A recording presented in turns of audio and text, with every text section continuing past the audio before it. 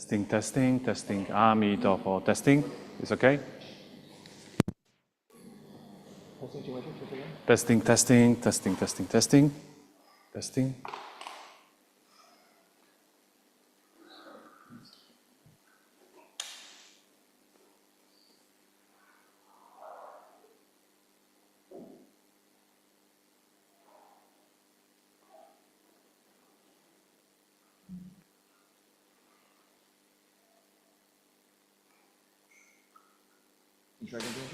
Testing, testing, testing, testing. 1, 2, 1, 2, 3, 1, 2, 3. Again. Testing, testing, testing, testing.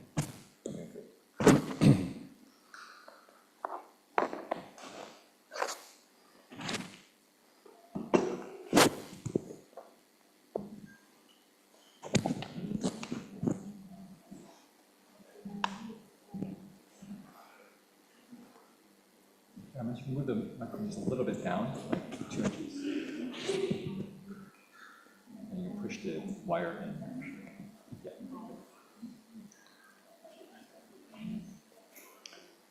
Okay, testing 1, 2.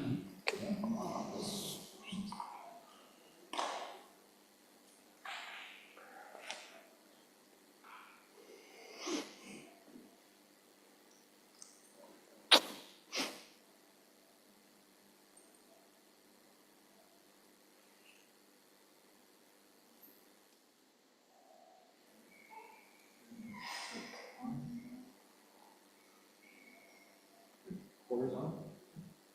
Quarters.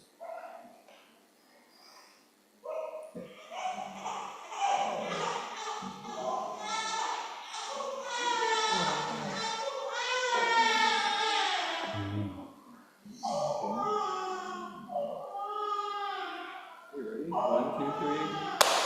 Good. Okay, ready. So can we start? Namo tassa Namo tassa bhagavato bhagavato arahato arahato samma sambuddhassa. samma sambuddhassa. Homage to the blessed, Homage to the blessed, noble, noble, and perfectly enlightened one. and perfectly enlightened one. Namo sadhanto Namo Sadanto suchedoye Suchedoye olahari Olahari samyao samputoshe. Samyao Sanputoshe. Together, Wu Shang Shen Shen Wei Miao Fa Bai Qian Wan Jue Nan Zhao Yu Wo Jin Jian Wan De Shou Shi Yuan Jie Ru Lai Zhen Shi Yi. Supreme and wondrous Dharma, Supreme and wondrous Dharma, subtle and profound, subtle and profound, rarely is encountered, rarely in the counter, even in billions of eons. in the billions of eons. Now we've come to see and hold it Now we come and see and hold in it, our sight and hearing. sight and hearing, We vow to fathom the thus come ones, about to fathom the dust-come ones, true and actual meaning. true and actual meaning. Venerable Master, Dharma friends, welcome, good evening. Good evening, welcome everyone. We continue exploring the stories of early days of Dharma Buddhist Association. And today is the very important chapter, 1976, the official day of establishment of City of 10,000 Buddhas. Then 110 miles from San Francisco is the city of Ukiah, a little town, who became a home of the main center of the city of the Dharma Buddhist Association. And Dharma Sir, you were one of the first ones who came there, who saw The very first vehicle first. through the gate. If we could start with the first very picture, you said you took it actually, Right. for sale by the state of California Right. and Medicine State Hospital and Farm. So what is the story behind it?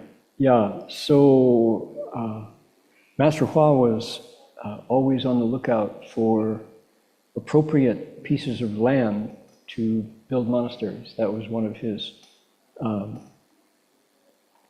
this is where he put his strength.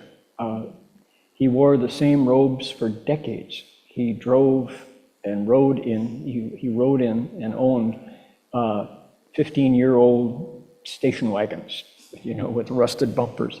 He was not into wealth and visible signs of wealth. He put his money into real estate, which would support the Dharma into the future. That was where he invested. And so bit by bit, a number of realtors in the Bay Area got to know the old Chinese abbot.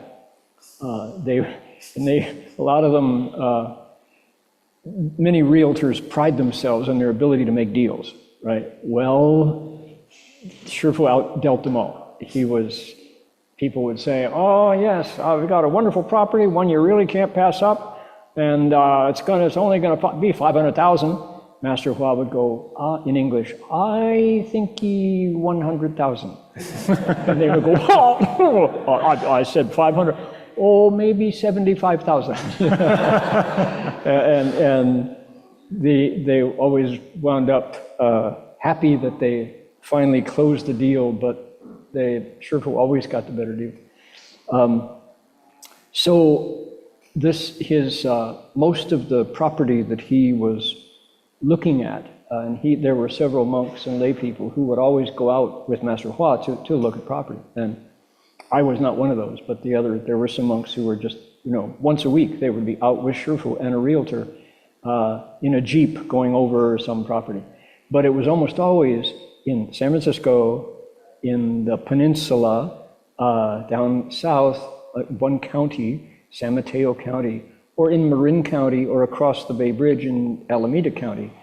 But rarely would he go Marin County, Sonoma County, Mendocino County. Well, we went to the Seward Park, Seattle World Peace Gathering in Seattle, and on the way back, one of the people who did go with Master Hua, Guofa Olson, who owned the pickup truck that we were riding in, said, hey, I remember there was a piece of property in Mendocino County that Master Hua heard about, but said it was too far away. So just to go look at carelessly. So let's take a look on the way home. Okay, let's do it.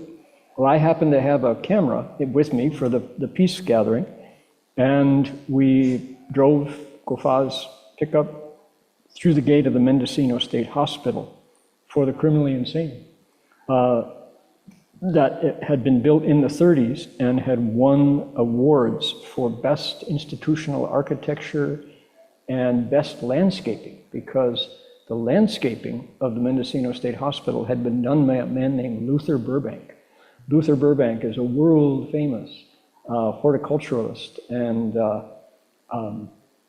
landscape designer. He grafted and created and had the patents on dozens of fruits, vegetables, and other things, including things like different kinds of plums that people now take, oh, that's always been around. No, Luther Burbank created that kind of plum.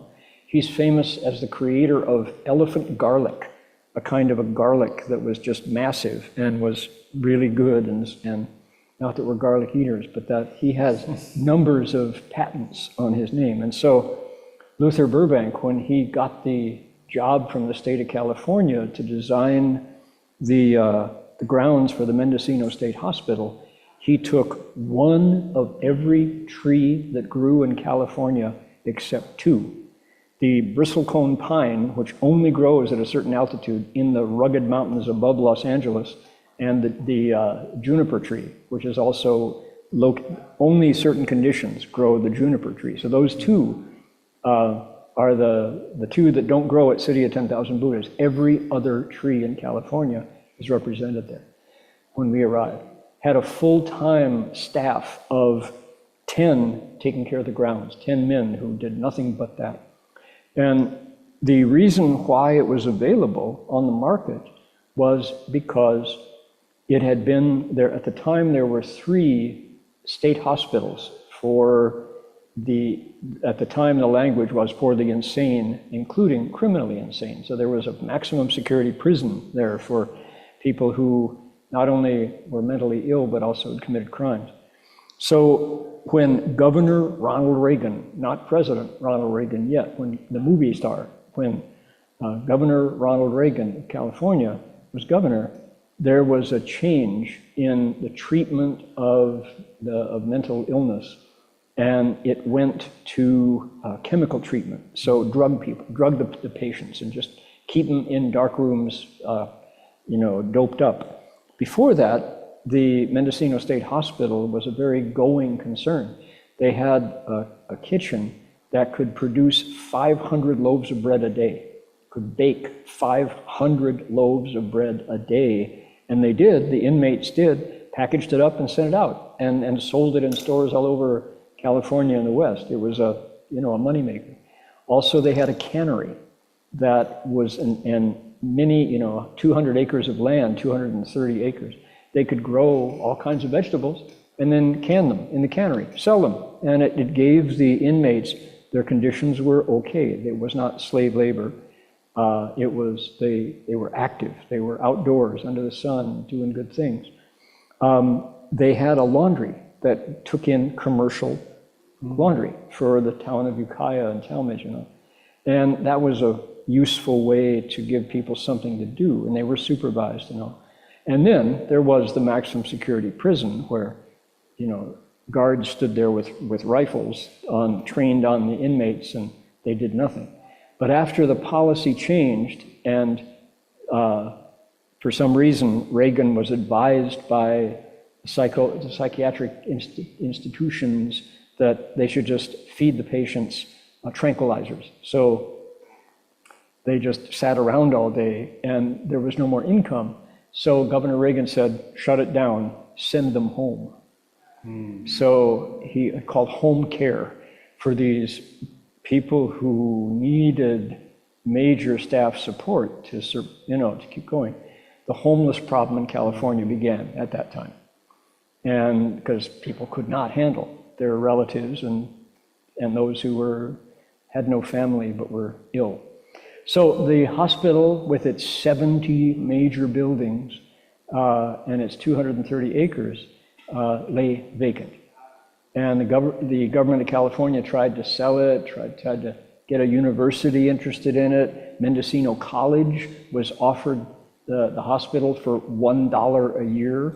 They could lease it for $1 a year. They didn't take it, they didn't want it. They said too much upkeep, and the plumbing and the electricity is just too old. It's been there since the 30s. So nobody wanted it until a gentleman named Andrew Beckstoffer, who was a vintner, a winemaker. Beckstoffer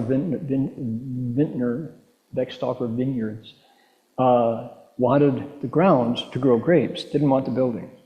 So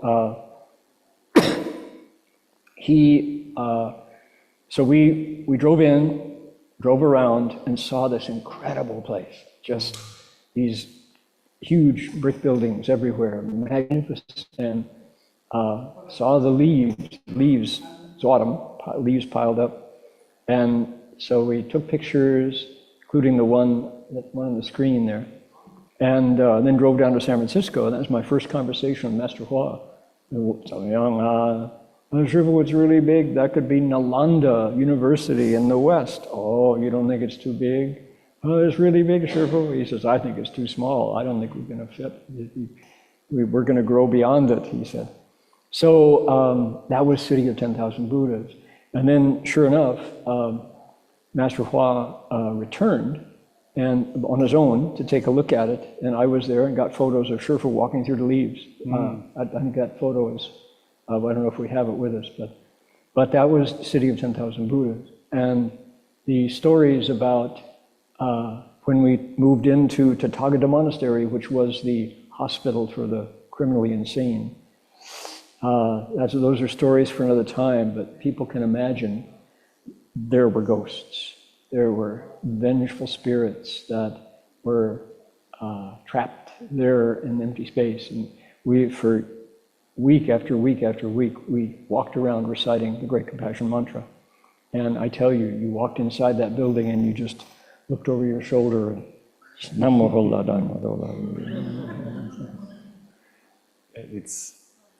anytime I think in the early days, it reminds me the famous movie by Milos Forman, Once Flew the One flew over the over the cuckoo's nest. coconut's nets with Jack Nicholson, And Nurse Ratched. Yep. and probably many terrible stories happen inside these buildings and places. But now is the city of 10,000 It's- Buddhas established. Yeah, well, the strangest thing is, you can imagine that the inmates inside the prison were, let us out, let us out. So when the monks got there, it was, keep us in, you know, keep us here, we don't want to leave. So make sure you do the settings on aperture and then switch to video for the. So when we enter to the main hall, the city of 10,000 Buddhas, we see, in fact, the 10,000 Buddha statues. How they came from, how they appeared there. So this was a surprise to many of us. When Three Steps One, my pilgrimage, Three Steps One Bow number 2 arrived at City of 10,000 Buddhas, there were 9,940 Buddha images there, some this big, some smaller, but the majority of them were this big, made of clay and painted gold. And each one of them was slightly different. Each one of them had a different expression and slightly different adornments. And no, Shifu didn't tell anyone that from the time the pilgrimage began, every morning he would do his practice, whatever the practice was, and then he would make 7 clay Buddha images and send them out to be fired, you know, made them out of, got the clay, did them by hand, put them in a mold, they got everything adorned, face, everything, and then sent them out, had them, painted them, finished them, and then set them aside until when Three Steps One Bow arrived, he was something like 60 images short of 10,000. And somebody said, well, Master Hua, why did you do that? He says, I can't let my disciples do all the hard work, he said. And each one of the images contains a little relic of his, from his string of some of his hair from shaving his head or something. So there's a little piece of him in each of those images. And they, a gentleman named Alan Nicholson, Gokwe, who was a boat builder and an advanced woodworker, built the boxes that hold all 10,000 images up the wall of what was the gymnasium for the hospital. For the inmates, they had a basketball team and such things. And it's in the center of the campus. And that gymnasium became our 10,000 Buddha hall. So Alan built the shelves going all the way up to the ceiling in this giant structure that was used for sports, for gym. And another thing that happened in 1976 was I became a monk on the stage in that hall, where it became the third, or I guess it was the 4th ordination in America of the full precepts. And myself and Hung Lai, Dharma Master Hung Lai, both took the full precepts in the hall. And the images hadn't arrived at that point. They hadn't been installed in the boxes. But so the 10,000 Buddhas were made by hand by one man over a period of 2 years and 9 months. So beautiful. So one of the pictures, we see a lot of monks and, you know, the dining hall, very active place, but we see 2 donkeys. And we heard their interesting story about donkeys, snakes, and pigeons, and other animals also randomly show up. And what is the story about it? yeah, so California being a big state and full of the Sierra Mountains, full of the Mojave Desert, full of the national parks that are Los Padres National Forest, some of the finest beaches in the world, Malibu coastline, Big Sur coastline, all of these aspects of California. It's also home to all sorts of animals, reptiles, birds, all kinds of natural life. So one of the things that, if you own a piece of what used to be the state property, you get onto mailing lists that other people had no idea that exist. Surplus mailing lists. So, for example, when the military shuts down a base, they will sell the surplus, trying to make a little bit of money instead of just junking it for things. So we got onto all of these mailing lists, and there were people who really paid attention to these things. Hung Lai, I mentioned, is one of the people who used to scan these lists looking for vehicles and for things that were available. So one of the lists has to do with animals. And somebody noticed that there were donkeys they were up for auction, or they would be killed. And so somebody went ahead and said, oh, sure, but just out of compassion, we have to, I have bought them and I want to liberate them at City of 10,000 Buddhas.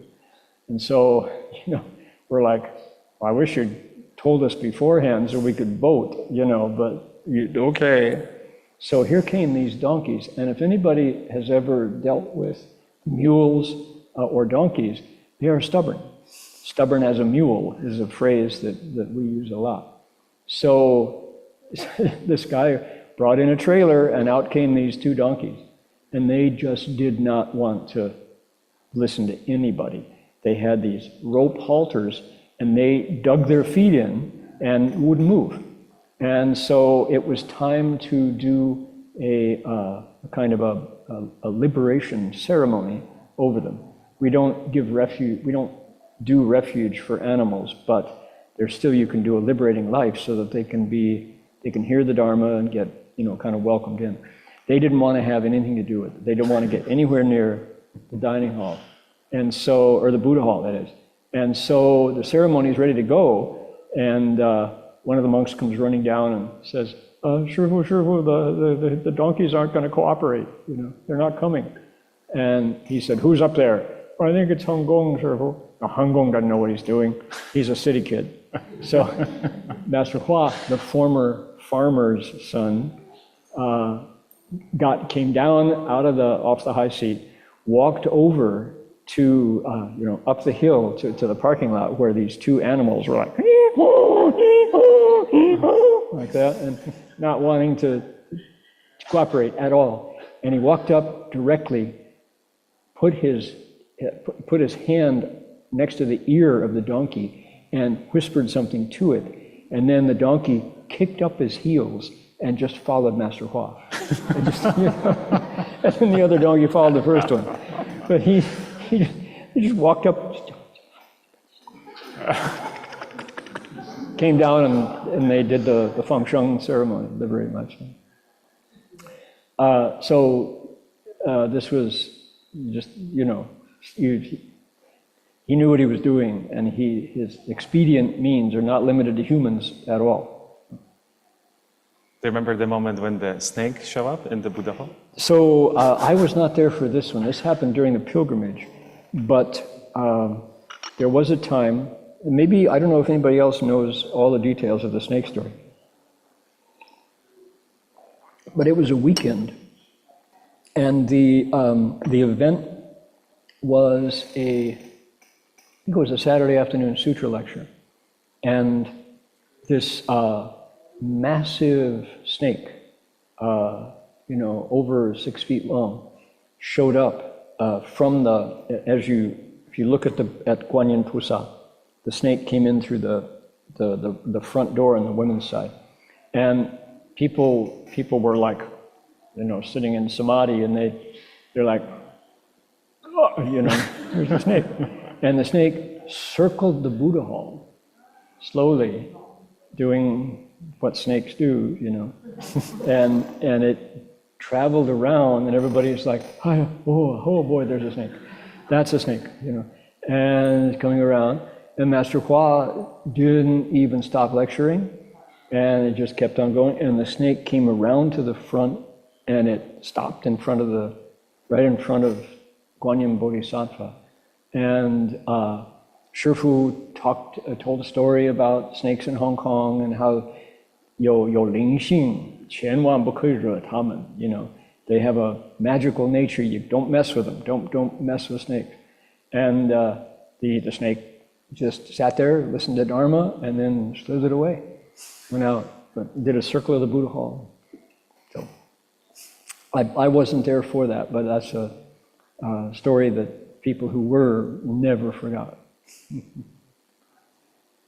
So back to humans, and we have a picture in the guest building. We see the group of monastics and lay people, Master Hua sitting there, and we heard that it was quite common way to gather together, discuss about different topics, make decisions, and so forth. So how those decisions were made as a community at the time? I'm sitting next to Shifu on the left because I'm the translator in that photo. So that's what's called the guest building. Later became known as the DRBU building, but is now back to being called the library building. That is the very first building of the Mendocino State Hospital. I think it was 1920 something when it was first built. It had the largest gathering room for meetings and such. And so every week, when Master Hua was on campus, at 8 in the morning, we would all gather in that room. And one of the first things you do is you sign in to this green register book with a fabric cover and kind of a ledger book. And that was quite the wonderful book because it had the signature of everyone who had attended those meetings. And those meetings were, they were really lively. The entire community attended. If you didn't attend, it's because you were in the kitchen making lunch for everyone. That was the only reason to not be there. If you weren't there, somebody would go find you and bring you there. All seasons, it was cold in that room. During the winter, it was boiling hot. We met in the morning before the heat really grew. But Shifu presided in those meetings, and the atmosphere in the meeting was just remarkable democracy in action. I'll never forget how Shifu would say, who's got an opinion? We have to follow wisdom, he said. It doesn't matter your age, it doesn't matter your gender, it doesn't matter your seniority, or if you're a brand new beginner, we want to hear your opinion because wisdom is not limited to seniority or gender. He said, you could have the newest shamini or a laywoman might have the best idea, and we will follow that idea if it has wisdom. So no matter what the issue was, Shifu would bring it up. If there was discipline, that's where the discipline happened. Somebody screwed up, somebody made a big mistake. Master Hua would bring it up and ask what happened, and then he asked anybody else see it. What do you think about it? What should we do about it? And it was community decision-making of the finest kind. You just had the feeling that Dharma was for use. This was real religion in action. It was to see someone who was so confident in his love of the Dharma that he trusted us to come up with the right answer in every situation through a process of inquiry, curiosity. Oh, who said that? Did you say that? Really? Why did you say that? Who else heard them say that? Did anybody say that? You sure? Maybe that wasn't what was said, Maybe somebody's trying to get at you because they're spreading gossip. What do you think? Things like that. The Shifu would go right into the heart of every issue, and whether it was a success or whether somebody was charging too much for a used car, And, you know, everything from the prices of electrical cable to planning for a major event. All these things came into the community meetings every week, every week. It was the fact that we've stopped doing that is just our loss. You know, Shifu was the chair of all of these meetings, but he followed Robert's Rules of Order. It was done, you know, according to principles of democracy. But this activating inherent wisdom, this idea of 主观智能推动力, whoever had the best idea, you could hear it in that situation because you just had the feeling that there was bright light, and if you were fighting, it showed. If you were greedy, it showed. If you were seeking praise from the abbot, it just showed like a fart in church. It was just, you know, all of those, if you were selfish or dishonest, those things all popped up in the group, you know. So just amazing how he taught using these principles of fairness and courage and honesty and just a joy in discovering wisdom in action, you know. So that photo shows it. And I don't know, maybe without the master there, it would be hard to hold the space anymore, but the fact that we don't have those weekly meetings, you lose communication. Things break down. So it's another very important acupuncture point of the whole campus. Some people are just coming to pay respect to this giant, amazing piece of art, the Guanyin Bodhisattva, with 1,000 hands, eyes, and holding the 42 hands, all those instruments and mudras. 11 heads. And 11 heads. It's not just pop up out of nowhere over there. So what is the story of the Guanyin Bodhisattva? So in Hong Kong, the #1 Buddha image carver was a family, and the head of the family was Mr. Wang Taisheng. And for decades in the 20th century, if you were going to start a monastery, you wanted a Wang Taisheng Buddha image. They are unmistakable for someone who's seen them because of the quality of their luster, the gold, that the way the gold on the image seems deep and shiny. There's just something wonderful. Not only Wang Taisheng images, of course, they're very proper. The Buddhas are kind and yet spiritual. They're magical they're awesome as they sit there. But the quality of the gold and the light that came off them was what made them extra special. So that's really true. And if you go to old monasteries that were established in the 20th century, the early 20th on, you can find Wang Taisheng images. And there's a plaque at the back you can check. There, Wang Taisheng, you know. So when Shifu had his monasteries in Hong Kong, he got to know Mr. Wang. When Shifu came to California, he kept the connection with Mr. Wang. And at one point, the Wang family was looking ahead. He had sons and now grandsons. And most of the family worked in his factory. But he was very interested in coming to the West. He wanted to leave Hong Kong at that point.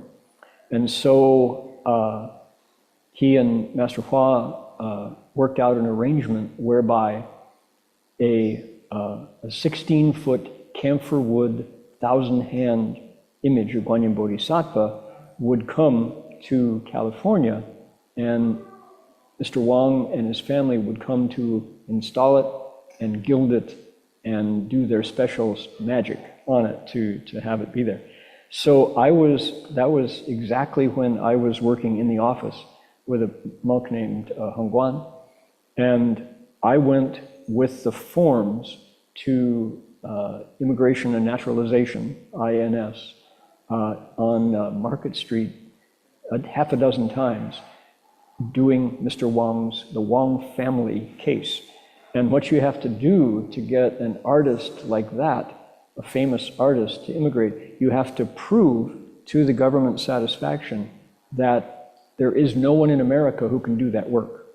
So I had to do grad study level research, looking all over the country, who builds Buddha images, who builds Buddha images in the Ningbo style, historical Ningbo style that Wang Taisheng carried on. And of course, there was no one. I demonstrated, had to have letters, and it was a thick file like this. And finally, they got permission to immigrate. And one day, outside 15th Street, in front of the monastery, we had to put up traffic cones and get the police to temporarily reroute traffic around 15th Street.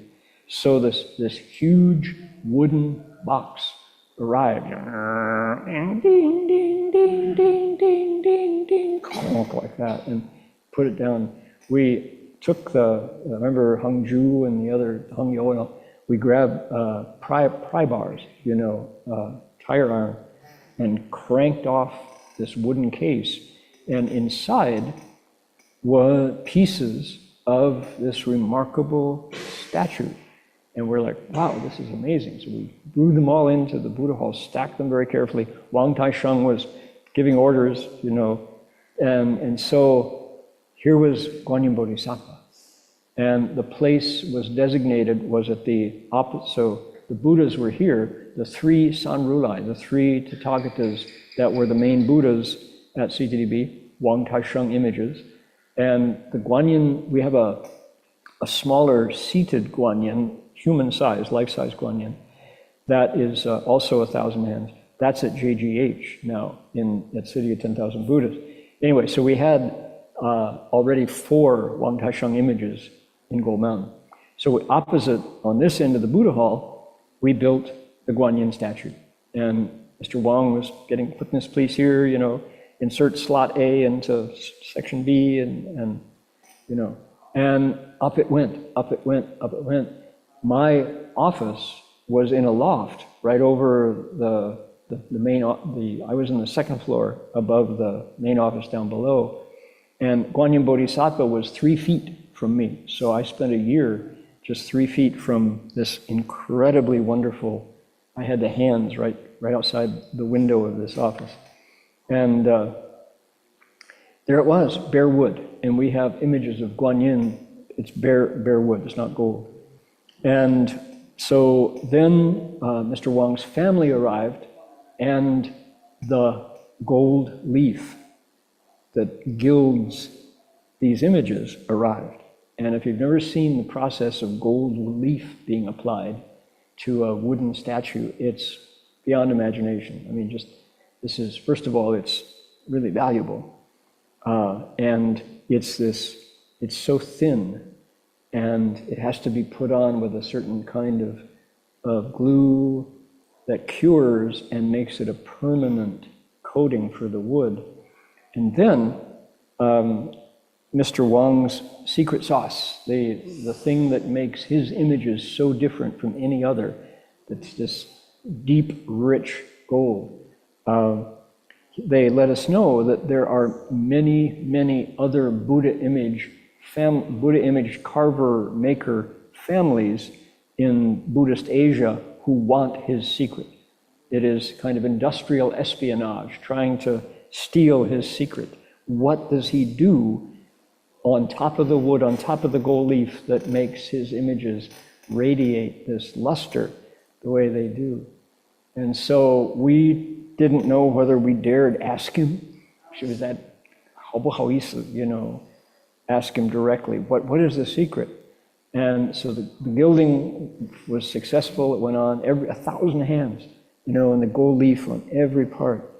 And so the family was all there, and they were eating breakfast to get ready to go to work. And because they were lay people, they could eat breakfast. So I was in there and talking to Mr. Wang, and he said, "You want to know the secret?" He's eating Xifan. He says, yeah, he says, I'm eating it. This is the secret. It's the Xifan. I'm like, nah, no, tell me, what is it? He said, Xifan. He said, this is it. He says, after we get the gilding just right, my wife makes a big pot of porridge, right? Zhou, juk. He says, then we get paintbrush, paint it on, and it looks great, he says. And then if you have any left over, you can eat it, you know?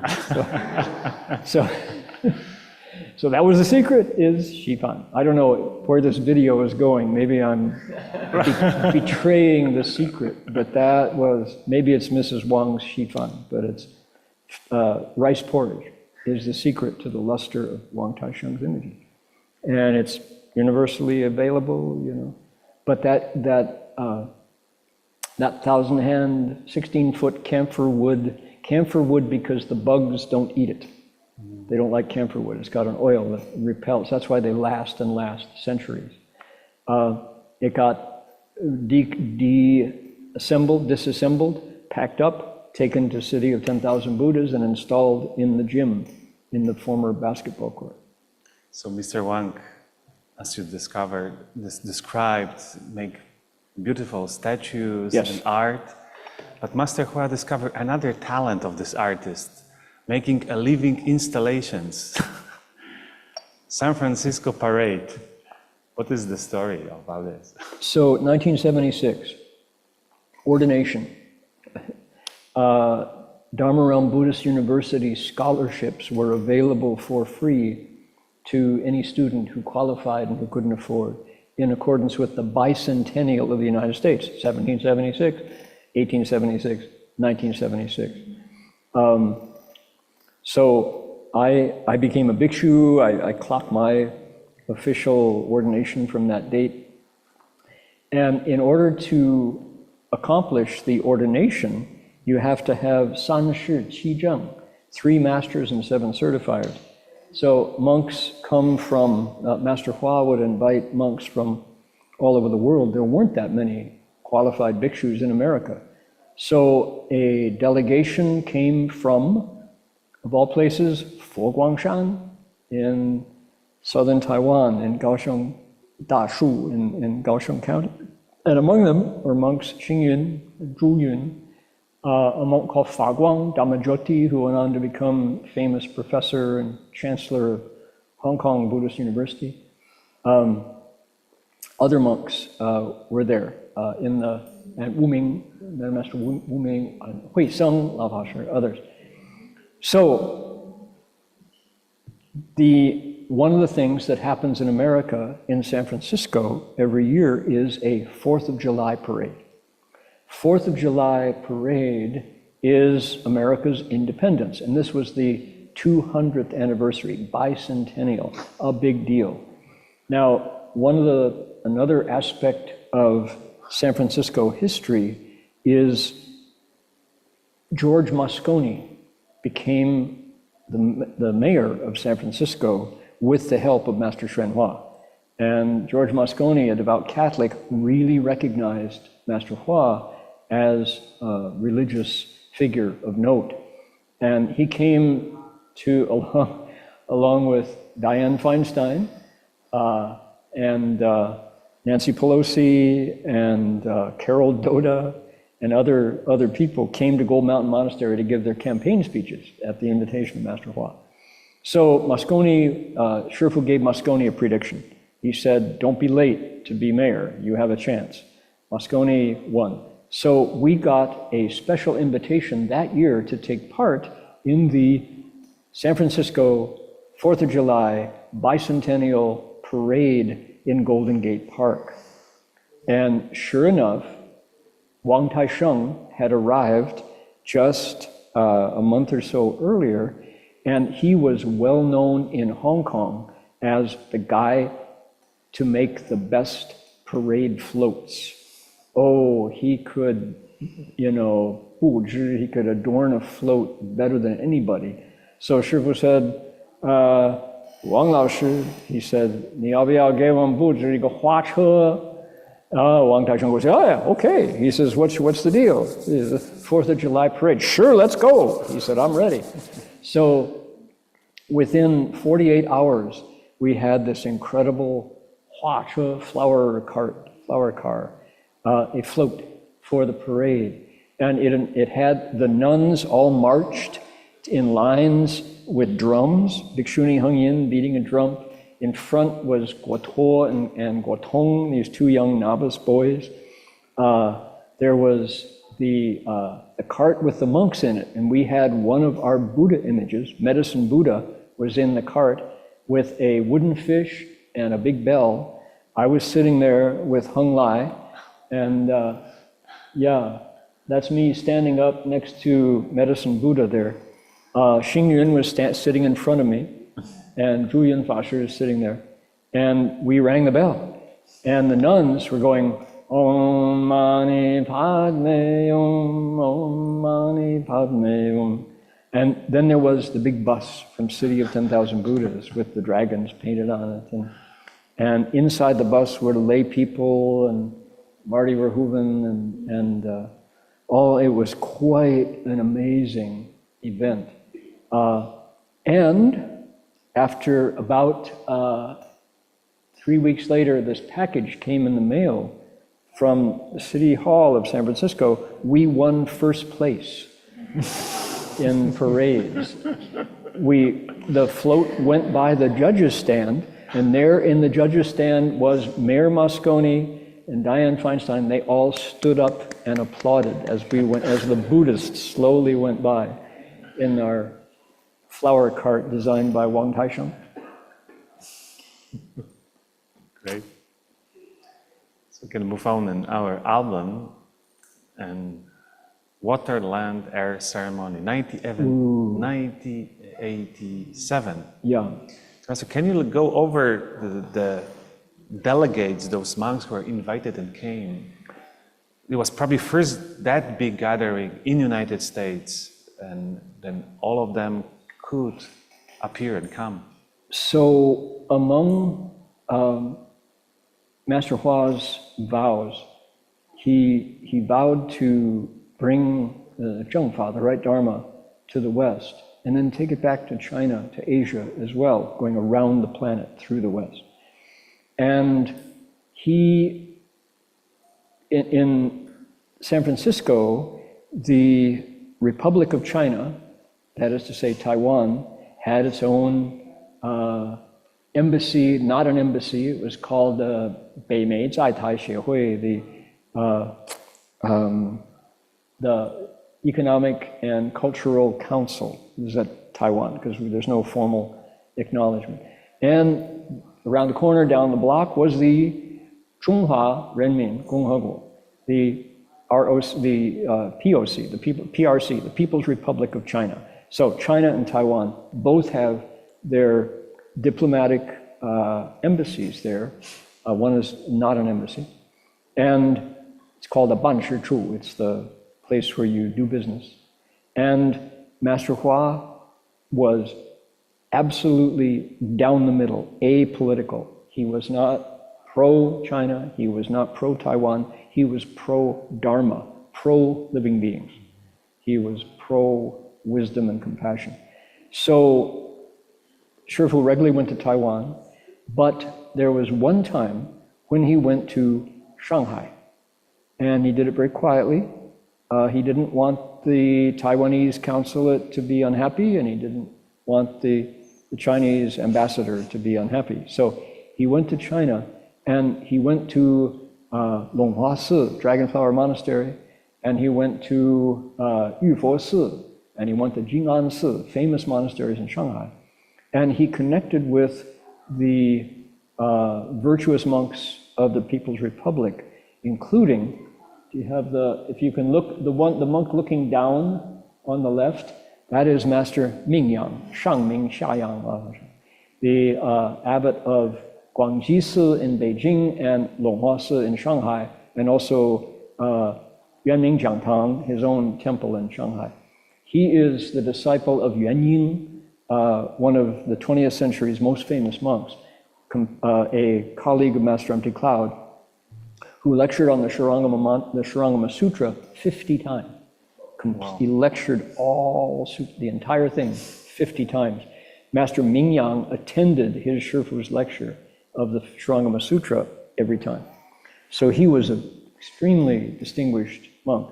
They call him Feng Mao Lin Jiao, as rare as feathers on a turtle, you know, or phoenix feathers. You don't find them, in other words. He's really rare. Okay, next to Shifu on Master Hua's left is Master Zhen Chan. Zhen Chan was the abbot of Jade Buddha Monastery. Really distinguished, really famous monk in Shanghai.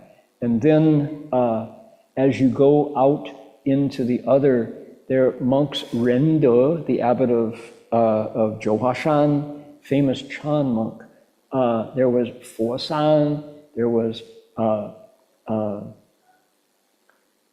Jing Hui was not one this group. Master Jing Hui of Bailin Si came the next time. But the famous monks, when current monks who are abbots now look at these pictures and the lists of the monks who were there, they go, oh, all those old real bodhisattvas were gathered together in America. I wish I had been there, you know. And many of the young faces that you see in this picture are currently considered the Dade, the abbots who are now in their 50s and 60s. I'm in the last row in the back there. So this was the Shui Lu Kong Fa Hui, water, land, and air ceremony. When Shifu went to Shanghai, what he did was invite Mingyang and Zhen Chan to call together the virtuous monks of China to come to America and do a water land ceremony. This is the most zhuangyan, the most longzhong, adorned and special ceremony of, or Fa Hui, of the Chinese Buddhism. It's a 10-day event, and it is ornate to the max. And 100 monks, nuns, laymen, and laywomen, including artists, historians, museum archivists, all came to California and did the very first Shui Lu Kong Fa Hui. It was unbelievable. It ends up at night with the Yankou, the ceremony for releasing ghosts whose mouths are on fire. And it has this ceremony goes on for hours and hours, and it goes until midnight. And the purpose of it is to open the hells and bring up the ghosts, bless them, let them hear the Dharma, and set them free. And you really have the feeling that something invisibly is going on. So this event was it's hard to find words to describe how important this event was for we who had no idea of the traditions alive for centuries in Chinese Buddhism. Do you have a picture on the right? Yeah, here is Shifu and Mingyang. And do you have the Shifu kneeling? Yes. Okay, right here on the right side, when I talk to the young monks like Zhao Cheng Fa Shi and Ping Xi Fa Shi and Sheng Hui Fa Shi, these are the young monks in row 3 and 4 who were the attendants on their elders in the front row. When I talk to them, they say the event in the Shui Lu Kong, in this amazing opportunity, this is the first time since 1949 that monks had left China, ever. So it was historically hugely important. And people now, they say, how did Master Hsuan Hua possibly get this through the governments? How was this possible? That there had to be some sort of spiritual help to get the passport stamped, you know. So the young monks say, of all the events, the thing that impressed them the most was as they left to get on in the car to go back to the airport to leave, outside, just inside the door as they were leaving with their bags all packed, here was Master Hua kneeling with beads in his hand, giving to each one of the delegates who came, kneeling and saying, thank you for coming. People didn't want to see the highly respected host, Master Hsuan Hua, kneeling to them. But they were just, you know, And they say, I keep those beads and I've never let them go, because to see him radiant and saying thank you just, brought tears to their eyes. So that's, luckily somebody caught that photo. Shifu has all those beads and he's giving one to each participant. So it was a powerful moment. Any other examples of the welcoming hospitality, how Master Hua received those guests overseas? Yeah. You mentioned that it was provided a breakfast, any meals, right? So all the guests had, because monks in China don't eat one meal a day, rarely. So they had breakfast and lunch and dinner. And Shifu said, of course we want to host them. We don't want them to feel like we are discriminating or critical. They have a different practice. And they're here as our guests in America. And I don't want them to feel like we don't honor them. The monks who take part in the Yanko finish at midnight. And they've been sitting, you can't get down off the platform to go to the bathroom. And it's like 5 hours long. Nan ya hong, nan ya hong, nan ya hong. Going until midnight. And so I remember I was fascinated by the ceremony, and I followed them afterwards and went into what's now the Medicine Buddha Hall and watched them pile into the noodles, at midnight. So being able to do the Yanko ceremony and at the end is, they say you have to be pure in precepts because you are bringing up the ghosts. And if you have any shadows or darkness in your nature, you can be crossed over by the ghosts. So they say it's very easy to have a duan ming. If you do the Yanko, you have a short lifetime, short lifespan. Powerful, yeah. Could we pass out the songbooks?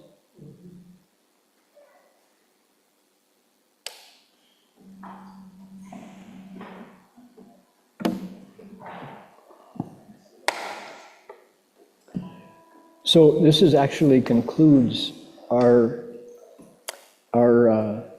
stories during this week of the Shurangama retreat, and I wanted to say how much I am grateful for the opportunity to share these stories, and also for Jinchuan and Jinwei to provide the context for the Q&A, and also for everybody to support this events by just being willing to listen to the stories. These are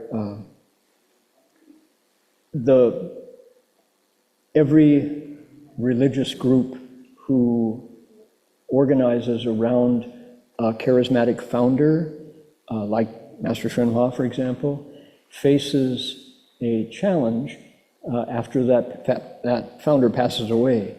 Can they survive? How long before people forget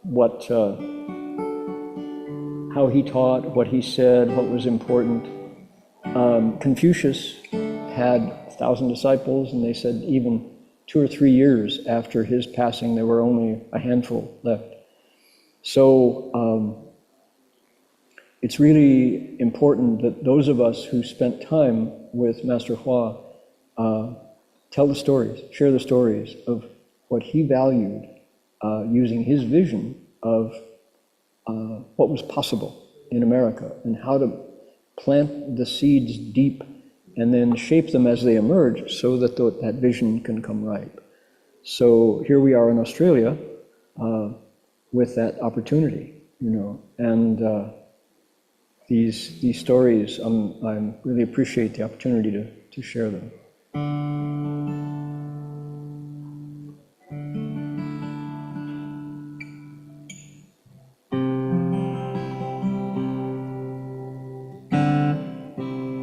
Turn to page 30.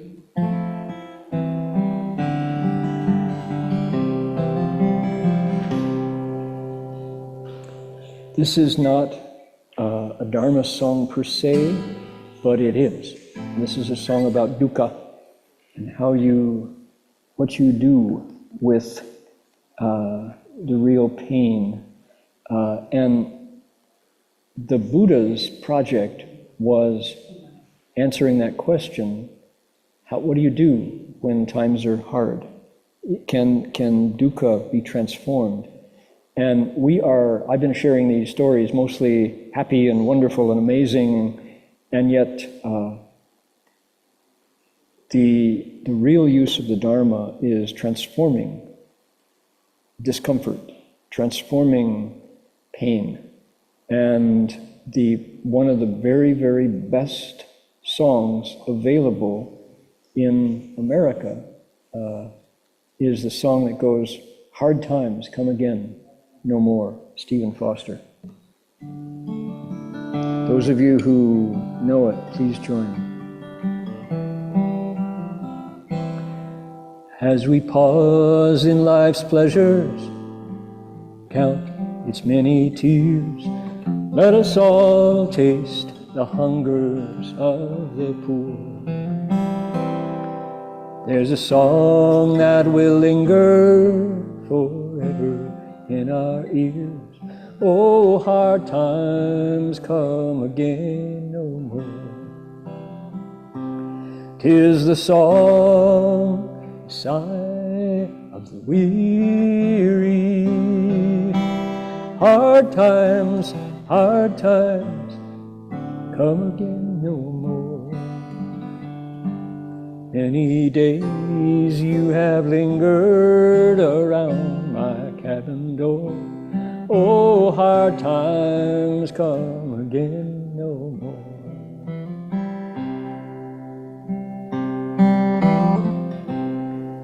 While we seek mirth and beauty and music bright and gay, there are frail forms fainting at the door.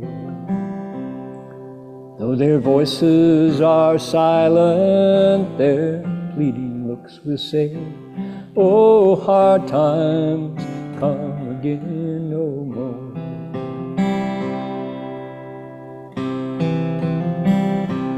'Tis the song, the sigh of the weary. Hard times come again no more. Many days you have lingered around my cabin door. Oh, hard times come again no more.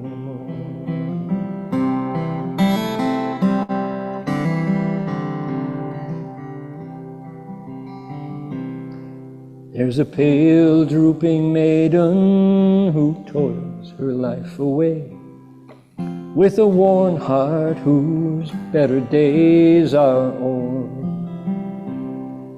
Though her voice would be merry, 'tis sighing all the day. Oh, hard times come again no more. Join me if you want to. 'Tis the song, the sigh of the weary. Hard times come again no more. Many days you have lingered around my cabin door. Oh, hard times come again no more.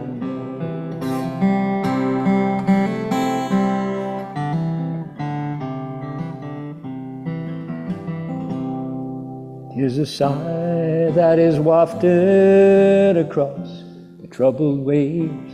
'Tis a wail that is heard upon the shore. 'Tis a dirge that is murmured around the lowly grave. Oh, hard times come again no more. Here we go, last chance. 'Tis the song, the sigh of the weary. Hard times come again no more. Many days you have lingered around my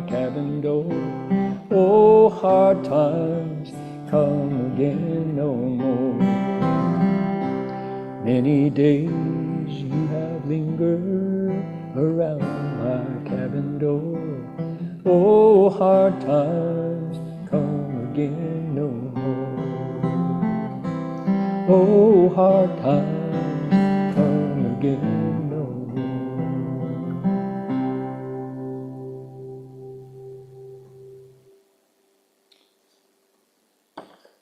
We'll have to tie that into Guanyin Bodhisattva at some point. That would be the...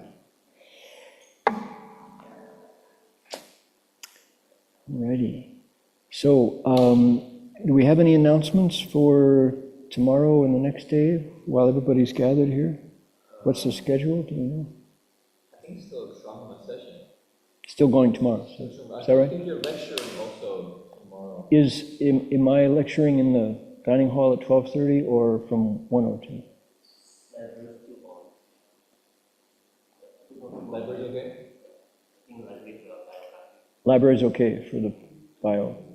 We heard there must be an option if you have enough energy to do tomorrow again. Tomorrow night.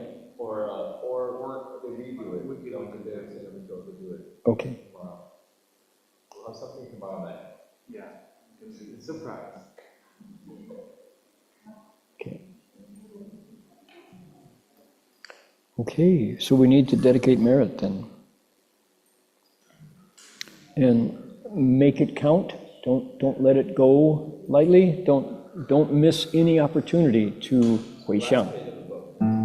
What's that? Last page of the book.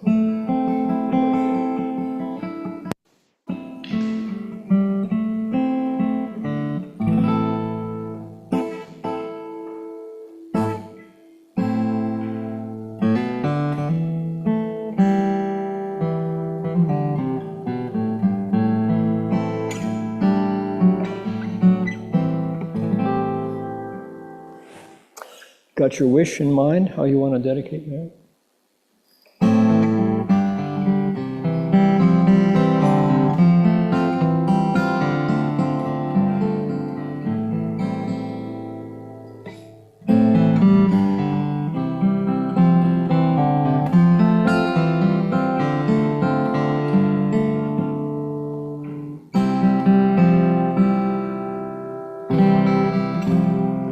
May every living being, our minds as one and radiant with love, share the fruits of peace with hearts of goodness, luminous and bright. If people hear and see, our hands and hearts can bind in unity. May our minds awake to great compassion, wisdom, and to joy. May kindness find reward. May all who sorrow leave their grief and mourn. May this boundless light dispel the darkness of our endless night. Because our hearts are one, this world of pain turns into paradise. May all become compassionate and wise. May all become compassionate and wise.